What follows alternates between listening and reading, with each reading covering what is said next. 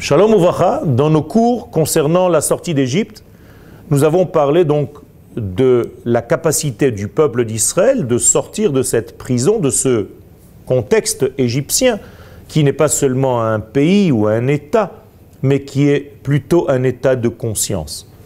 Nous savons d'après nos kabbalistes que l'Égypte est en fait un emprisonnement de ce qu'on appelle le Da'at.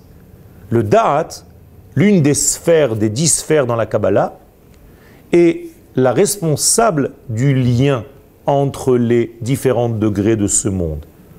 Quiconque a du Da'at a en lui, possède en lui la capacité à faire des liens. Ceux qui ont perdu leur Da'at, qu'à Dieu ne plaise, ne peuvent pas faire des liens dans leur vie et voient en réalité toute leur réalité comme un ensemble de détails. Entrer en Égypte, c'est entrer dans cette dispersion de l'être. Sortir d'Égypte, c'est tout simplement retrouver l'unité de l'être. Et retrouver l'unité de l'être, c'est retrouver ce da'at, c'est retrouver cette connexion entre tous les points de l'univers et savoir les tenants et les aboutissants, les causes et leurs effets.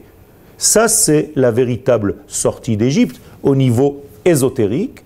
Bien entendu, le roi d'Égypte, Paro, est en valeur numérique Shana, le temps. Incroyable. C'est-à-dire que le roi de l'Égypte, c'est le temps. Si j'arrive à sortir, à me libérer, à libérer le temps, je sors d'Égypte. Il faut utiliser le temps. Le temps est court et le travail est grand. Comme disent nos sages, utilisons notre temps pour le remplir de véritables valeurs. Toda Rabba.